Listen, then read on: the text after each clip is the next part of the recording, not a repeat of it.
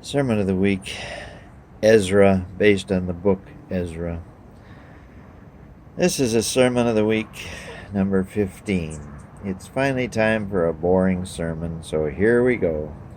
Ezra is the 15th book in the Bible, and about half of it consists of genealogies. The rest is history, but a very interesting history.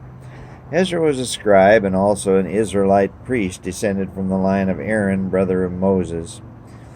He was the tribe of Levi and was one of those who was taken from the land of Israel to be exiled in the country of Babylon. You will remember Nebuchadnezzar invaded and defeated the armies of Israel in 605 BC. By taking control of Israel, he became the number one power in all the world. He destroyed Jerusalem, its temple, and took all its treasures and exiled its people. But Nebuchadnezzar and the Babylonian Empire, spoken of by the prophet Daniel and the New Testament John as the richest and most glorious empire in history, had a very short life. It lasted only 70 years. You will also remember those famous words, Mene, Mene, Tekel, Upharsin. That night, in 536 BC, Cyrus the Persian shut off the Babylonian water supply, marched into the city, and took over the empire of Babylon. Excuse me. Cyrus is the most interesting of rulers. Very soon after he took control of the world, he completely reversed his stand on the exiled country of Israel. Ezra 1:1.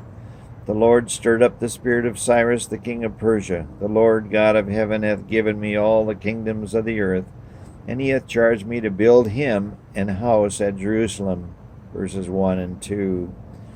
Now it is highly unlikely that Cyrus gave the God of heaven credit for his victory and new standing as number one in the world.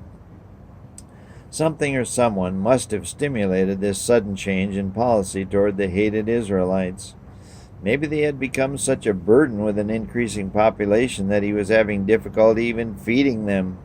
Or maybe, as Pilate found out, the Israelites were a very difficult people. Even the God of heaven realized this in the 40-year march from Egypt. Regardless of the reason, Cyrus decided it was time to send the Israelites packing back to where they had come from 70 years earlier. In a fascinating footnote, the prophet Jeremiah, who was the chief Israeli prophet in 605 BC when Jerusalem and Israel were captured, prophesied that the Israeli people would return to their own land in 70 years. Jeremiah 29:10. The prophecies of the Creator continue to amaze and continue to be accurate at every turn. Even more astounding was the new decree of the Persian king. He decreed in 536 BC, in his first 100 days as ruler of the world, that the temple in Jerusalem should be rebuilt. To this end, Ezra says that 42,360 people were sent marching back to their homeland some 1,000 miles from Persia. I'm sure they walked the whole way. At 10 miles a day, it would have taken them 100 days over mostly desert terrain. Even more jaw-dropping were the follow-up words of Cyrus. He was going to give Israelis massive amounts of silver and gold, including, I repeat, including the vessels of the house of the Lord, which Nebuchadnezzar had brought from Jerusalem. Ezra 1:7. As I sit and read this, my breath is taken away. What possibly can make the ruler of a world let a massive workforce walk away, plus fill their pockets with millions of dollars and likely the most valuable museum pieces in the world? I've racked my feeble brain, but I see no precedent for this in recorded history, except for one. It happened to this same bunch. Pharaoh let a workforce of 600,000 walk out of his land, but the circumstances were slightly different. Pharaoh finally gave in after the 10th plague killed his son and countless other Egyptian sons. Ezra doesn't tell us of any plagues in his time. Maybe there were some plagues or illness. Maybe Cyrus was tired of feeding and policing the Israelites. Maybe he couldn't afford it. Maybe the Egyptian threat to his world rule was building and he needed a buffer state. Egypt, after all, was a threat to all world powers until Octavian defeated Mark Antony and Cleopatra's forces at the Battle of Actium in 31 BC, just 60 years before the crucifixion of Christ. In a democracy, Cyrus would have been impeached, but in the dictatorial world of kings, he did what he wanted, no questions asked. Thus, 40,000 Israelites marched out of Persia back to their homeland of Canaan in the capital city of Jerusalem, which was in ruins. The only reason given by history or the Bible is that the Lord stirred up the spirit of Cyrus. Ezra 1:1 again. In July 1997, in the state of Michigan, one of Stephen Tibetan's neighbors noticed flooding on his property and traced it back to a dam on Tibetan Stream. The neighbor complained to Michigan officials. It took 5 months for them to respond with a letter stating that the construction and maintenance of 2 wood dams across the stream was unauthorized and required a permit to build and maintain. He was ordered to remove the dams in 2 months. Tibetan responded by letter stating that the dams had actually been constructed and were being maintained by beavers without permission. He continued by stating that these beavers were being discriminated against, as the state did not require all beavers fill out and submit dam requests. He suggested the beavers should have legal representation in the form of a dam lawyer.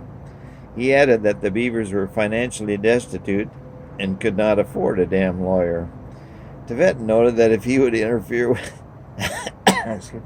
the beavers' work, PETA would likely penalize him. He added that this time of year in January, the beavers were under ice in their beaver houses and there would be no way to contact them until spring. The order was eventually rescinded. The beavers had won. Culverts were very attractive to beavers, as it didn't take as much work to dam up a stream. It was costing thousands of dollars for Minnesotans to unclog and haul away debris each year. Enter science. Engineers at Clemson University invented a culvert pipe with small holes so the beaver was unable to detect the water movement. These pipes were run through the beaver dams and were hailed a foolproof. Well, it took Mr. Beaver a few years, but he now dams the new culverts just as he did the old ones. Mr. Beaver won again. In 2010, Rob Mark trekked 200 miles in the northern Alberta province of Canada to become the first human to see the world's largest beaver dam. It stretches 2,790 feet and is twice as long as Hoover Dam. It is so large it can even be seen from space. The beavers are now working on 2 smaller dams near it.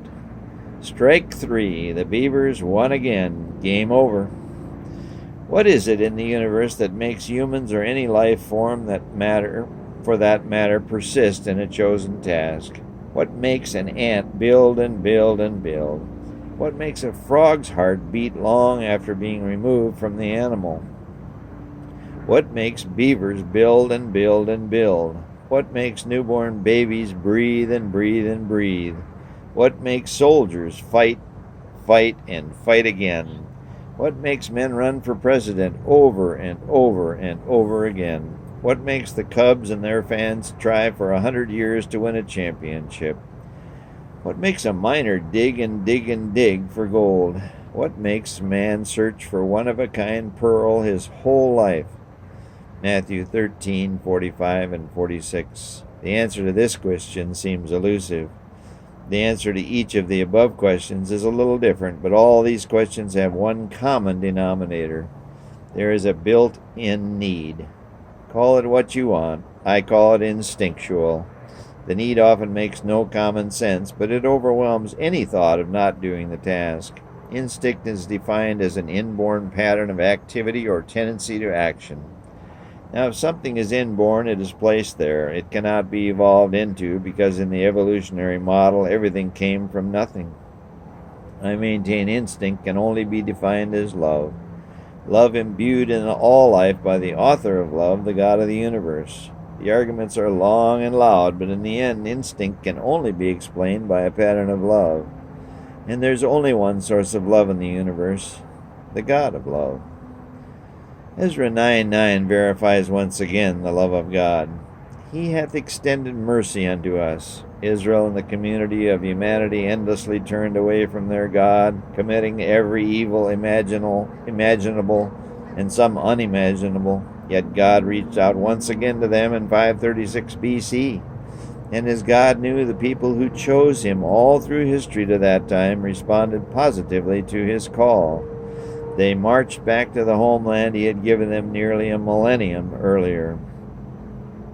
I'm sure you're extremely anxious to find out how things went as Israel arrived once again to their homeland from another exile. Jerusalem was a ghost town and conditions were a mess. As the first of the 43,360 exiles marched into the city, they were in a state of shock. Yet they were so thankful to be back home. They immediately built a new altar and sacrificed offerings of animals to their God. They had carried great riches with them from Persia, 61,000 drams of gold and 5,000 pounds of silver. The common man at the time rarely had any contact with gold. Silver was the monetary instrument of the day. The value ratio was 1 gold talent equaled 27 talents of silver. In any event, this little band possessed great riches. They were concerned for their own safety and protection from the countries they still lived in the region of Canaan. These countries consistently hassled them, but by year 2 of their freedom, the foundation for the new temple was laid and dedicated. Then the ugly head of politics rose up and kept throwing monkey wrench after monkey wrench into the building process. But like our buddies the Beavers, the Israelis wouldn't quit.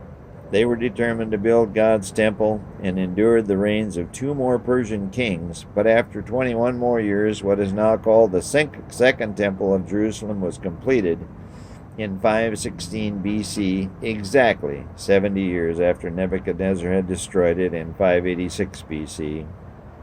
Ezra 6:15.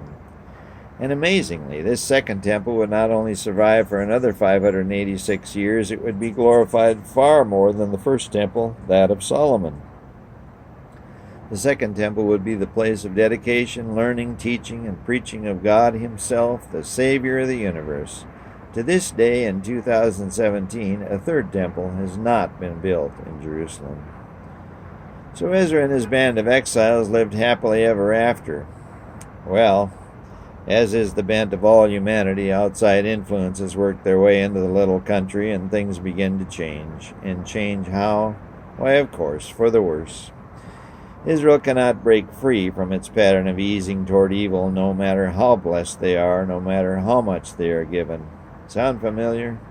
History verifies this pattern of humanity over and over again. How did Israel wander off this time?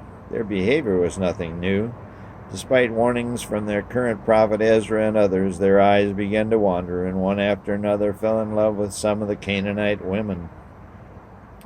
What is the greatest power in the universe? We answered that earlier. Love is the greatest power in the universe, and soon marriage after marriage was taking place.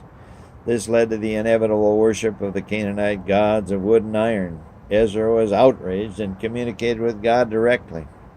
God, in his repeated and infinite mercy, allowed the intermarriers to divorce, and the country of Israel stabilized, at least for the time being. But the protecting Israel still leaked like a sieve. It remained for a beaver with even more resolve to rebuild that leaky dam. Music is one of man's most joyful activities, whether singing or playing or just listening. There are some great songs that talk about the persistence of the spirit of life. I Believe by the Letterman, Hey Jude by the Beatles, Eye of the Tiger by Survivor, and Rooster by Alice in Chains. I'm sure you have your own special favorite. My all-time favorite is by the king himself, Frank Sinatra. Goes something like this. Once there was a silly old ram, thought he'd punch a hole in a dam. No one could make that ram scram. He kept butting that dam, 'cause he had high hopes, he had high hopes. He had high apple pie in the sky hopes. So anytime you're feeling bad, 'stead of feeling sad, just remember that ram. Oops, there goes a 1,000,000,000 kilowatt dam. So as you walk away from the book of Ezra, what can you take with you? Number one, I think you can see that our Heavenly Parent has infinite patience and mercy. He says he will forgive you 70 times 7, and the history of our world verifies this repeatedly. Just like we as early parents unconditionally love our children, so God continues to love each and every one of His creations, no matter what path they choose. Secondly, I think one must exercise our determination to work at our chosen task until it is done. Nature is full of this persistence, and we only need to observe our friends the beavers to witness it. Take some time to watch them at work. If you want to do something bad enough, there will be a way to get it done. There may be ups, there may be downs, roadblocks, detours, but you can get it done. And thirdly, when things don't go your way, when your dam is breached by someone's backhoe, and when you can't see a road out of your predicament, whatever that may be, try what our hero, the prophet Ezra, tried. He prayed. He consulted his God, the God of the universe. For him, God opened the door after door, and his country was not only restored, but its symbol, its temple, was rebuilt. And his country was wealthier than ever. The vast majority of this world is very skeptical that prayer will work, but for those who try it, it always does. You may not get a new house, a new job, or win the lottery, but things will work out for the better. There will be instances of tragedy as this world winds down to the time when it will be made anew. But talk to your friends who have tried it. They will tell you their lives are better. Faith in God seems elusive, yet it is free and readily available to all. Take a closer look at the book of Ezra and our friends, the busy beavers. They probably don't call on their God when they have problems with their dam building. Or do they?